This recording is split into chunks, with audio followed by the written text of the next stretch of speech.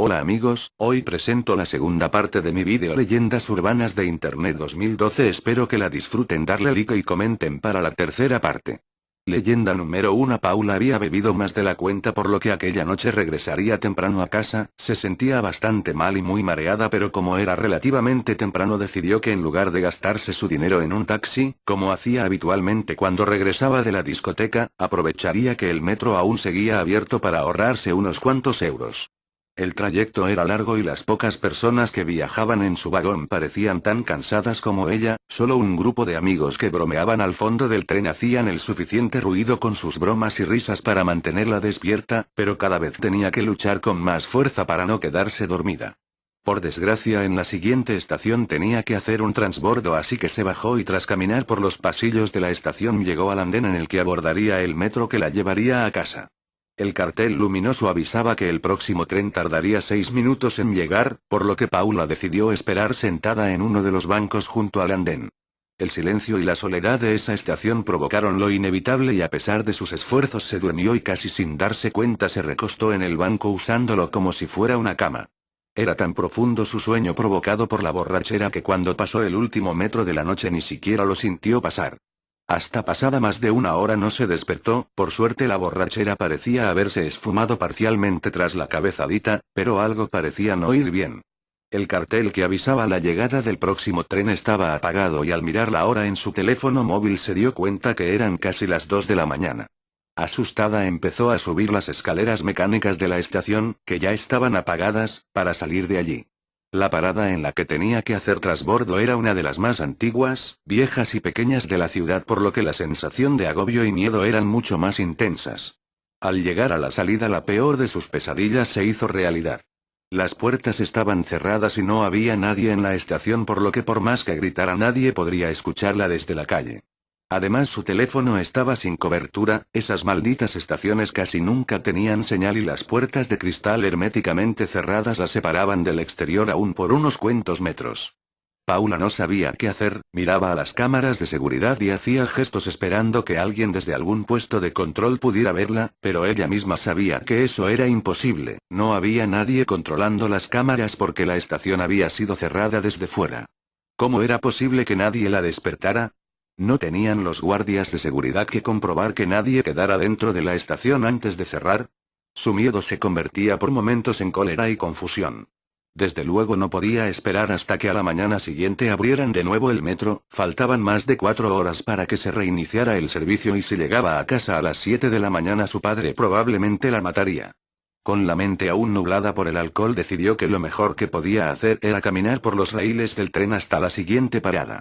El camino era oscuro y realmente tétrico, pero sabía que su destino no estaba muy lejos y gracias a la luz del flash de su teléfono podría alumbrar el camino. La siguiente estación era una de las más importantes, con gran cantidad de líneas y recientemente había sido remodelada, por lo que estaba segura que allí podría encontrar a alguien que la permitiera salir a la calle donde abordaría un taxi.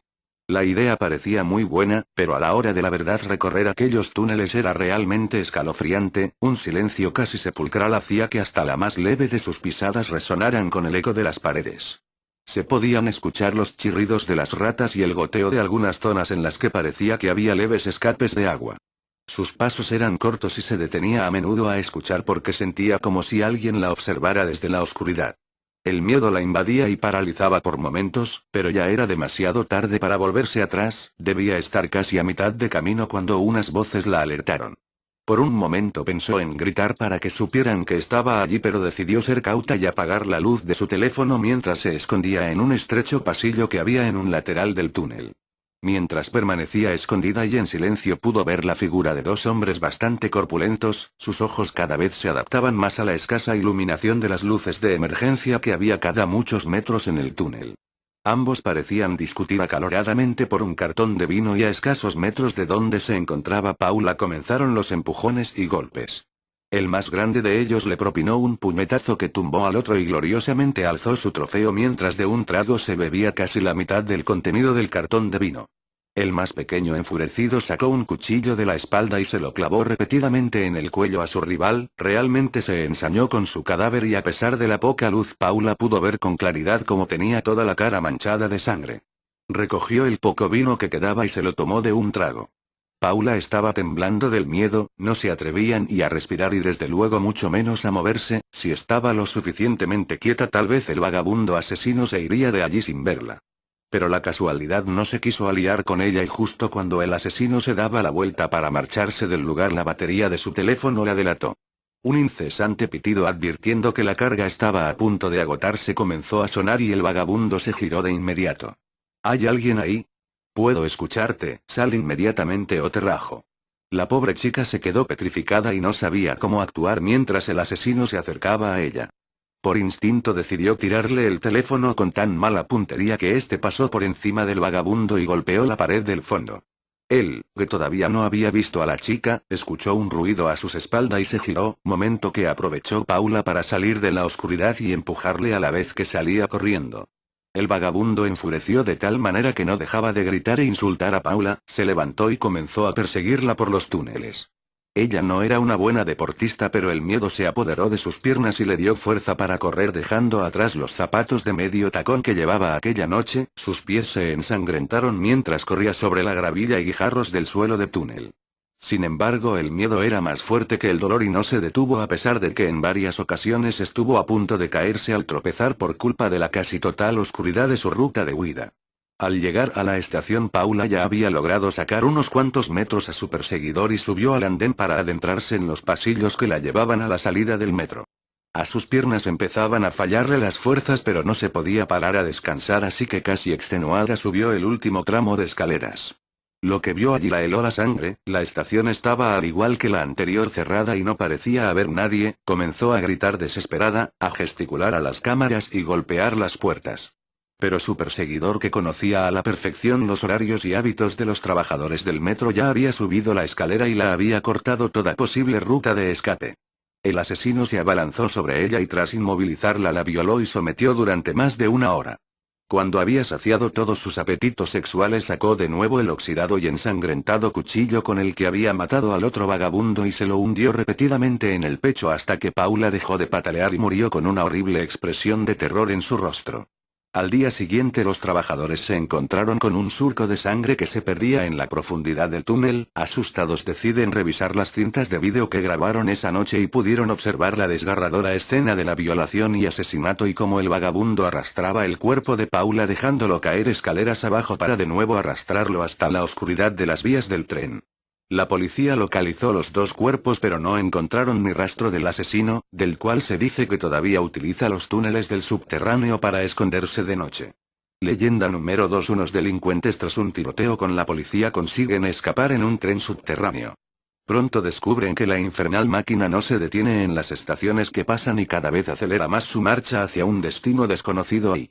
Cuenta la leyenda que dos atracadores fueron cercados por la policía y, en su huida, tuvieron que abandonar su vehículo de fuga y adentrarse en una estación de metro. En su desesperada carrera, comenzó un tiroteo en los pasillos de la estación, en el cual un certero disparo de uno de los ladrones impactó directamente en la frente de uno de los policías, matándolo al instante. En mitad de la confusión, y mientras el resto de agentes se parapetaban tras unas columnas, la pareja de delincuentes consiguió subirse a un tren mientras escuchaban a su espalda la detonación de más disparos de los policías. Pocos instantes después la máquina emprendió su marcha, escapando dentro de ella los ladrones. Era de noche y el vagón estaba prácticamente vacío, solo había dos personas más en el tren que acababan de abordar. Un mugriento mendigo encapuchado que parecía inconsciente por su borrachera, aunque no soltaba una bolsa de papel con la cual protegía una botella de licor. Y un hombre con aspecto de abogado que, perfectamente trajeado, dormía con la boca abierta y muy probablemente se habría pasado de estación hacía bastante tiempo. Los atracadores, al comprobar que no estaban en peligro, empezaron a reír su suerte y a trazar un plan de fuga. Probablemente en la puerta de la próxima estación nos esté esperando la mitad de la policía de la ciudad. Así que, en cuanto bajemos de este trasto, tenemos que meternos corriendo en el túnel. Dentro ya buscaremos cómo escondernos o escapar, dijo el que parecía más inteligente de ambos. El otro, asintió mientras vigilaba al resto de pasajeros. La estación se acercaba y, asustados por la posibilidad de que un grupo de agentes armados les esperaran en el andén, se agazaparon bajo los asientos. De ese modo, los asientos servirían de parapeto en caso de comenzar de nuevo un tiroteo. Pero, para su sorpresa, el tren no solamente no se detuvo en la estación sino que además aumentó su velocidad de marcha. Estos cabrones nos están tendiendo una trampa, seguro que nos quieren llevar a un lugar que ya tengan controlado para evitar que muera alguien más en la estación. Seguro que han dado la orden al maquinista para que no se detenga. Visiblemente asustados, comenzaron a caminar como locos por el interior del tren mientras buscaban un modo de escapar. Pero las puertas parecían selladas e incluso, disparando a la manilla que les permitía cambiar de vagón, no consiguieron su propósito. Una nueva estación pasó ante sus ojos a toda velocidad, pero esta vez se dieron cuenta de un detalle que en la anterior ocasión no detectaron. La gente que había en el andén esperando no parecía inmutarse, como si no pudieran ver la potente máquina que cruzaba a toda velocidad por la vía. El tren aumentaba su velocidad con cada metro recorrido y parecía adentrarse en las entrañas de la Tierra. Pues cada vez se podía percibir con más claridad la inclinación del vagón y su vertiginoso descenso. ¿Qué mierda pasa aquí? Esto no lo está haciendo ningún policía, dijo el más callado. De repente la luz del tren comenzó a parpadear y tras cada momento de oscuridad el vagón parecía distorsionarse y volverse cada vez más tétrico. Una especie de material viscoso similar a la sangre comenzó a brotar de las paredes, los asientos que antes parecían nuevos envejecieron de golpe y se mostraban oxidados y con el plástico derretido. Era como si hubieran sido expuestos a altas temperaturas o alguien se hubiera dedicado a quemarlos con una llama. Aterrorizados e incapaces de articular palabra, vieron como una nueva estación se acercaba, pero esta vez no encontraron un andén a su paso. En su lugar había una especie de cámara de tortura en la que despellejaban vivo a un desdichado que gritaba de dolor mientras lloraba sangre. Las cámaras se sucedían una por una y la velocidad del tren se había aminorado, como para deleitar a sus pasajeros con las más crueles y brutales formas de torturar y causar dolor, que cada vez eran más sádicas y salvajes. De repente el tren se detuvo y el mendigo, que hasta el momento parecía inconsciente a causa de su borrachera, se levantó. Los atracadores se quedaron petrificados al observar bajo su capucha unos brillantes ojos amarillos y un rostro rojo adornado por una puntiaguda barba. «Tú te bajas aquí, estafador», dijo mientras levantaba con un solo brazo al hombre trajeado y lo lanzaba fuera del vagón. Inmediatamente un par de sombras que aparecieron del suelo le levantaron y llevaron hasta un foso lleno de gusanos. El estafador comenzó a gritar mientras los gusanos le atravesaban la piel y comenzaban a devorarle por dentro. Estos gusanos te devorarán en vida, como tú lo hiciste al lucrarte como un parásito del trabajo y el dinero de los demás para llevar una vida de lujos, dijo el falso mendigo al que ya fácilmente se podía distinguir como un demonio. Vosotros no tendréis tanta suerte, vosotros vais mucho más abajo. Al día siguiente las crónicas de todos los periódicos anunciaron la muerte de un policía y dos atracadores que fueron abatidos a pocos metros del tren en el que pretendían escapar. Nota. El relato anterior no es en sí una leyenda urbana, sino más bien un cuento que dramatiza del temor que sienten muchas personas al adentrarse en la Tierra. Son muchas las leyendas de personas que avanzando por el interior de una cueva y corren una suerte similar a la de los protagonistas de esta historia, desapareciendo en sus profundidades. Y es que el hombre por naturaleza se siente incómodo cuando sabe que se encuentra enterrado varios metros y con toneladas de tierra sobre su cabeza.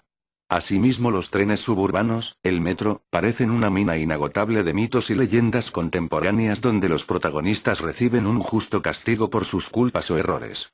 Leyenda número 3. Manuel regresaba de su pueblo a altas horas de la madrugada, antes de llegar a la autopista debía circular varios kilómetros por carreteras vecinales y comarcales que se encontraban en un estado lamentable.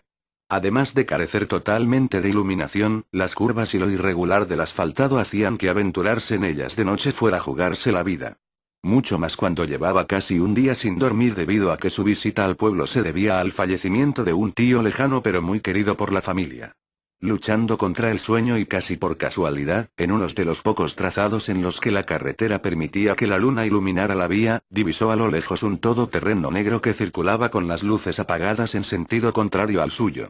Se consideró afortunado de no haber impactado frontalmente con él y pensando que era algún borracho que olvidó encenderlas le hizo un juego de luces con los faros de larga distancia. El todoterreno prendió entonces sus luces de máxima intensidad, era un modelo con unas potentes luces instaladas en la parte superior del vehículo como los utilizados en algunos safaris de África. Manuel casi se sale de la carretera al ser deslumbrado por tan potentes faros, enfadado empezó a pitar y vociferar toda clase de insultos por la ventanilla. Lo que no esperaba es que el todoterreno, haciendo un derrape típico de películas de acción, cambiara el sentido de su marcha, comenzando a perseguir al coche de Manuel. Aterrorizado, comenzó a acelerar con la intención de dejar atrás a su perseguidor. Pero este parecía más veloz y diestro al volante y aprovechaba la mayor cilindrada de su vehículo para empujar y golpear el coche del asustado conductor. Hasta que sucedió lo inevitable, Manuel perdió el control de su vehículo en una curva y tras dar 2 vueltas de campana acabó estrellándose contra un árbol.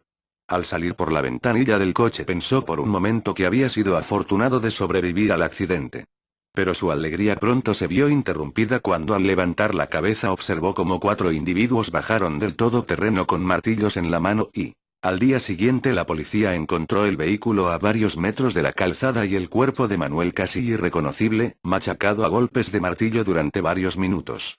En el informe policial se advirtió que una vez más una de las bandas más peligrosas de la zona había vuelto a matar en uno de los ritos de iniciación a sus nuevos miembros.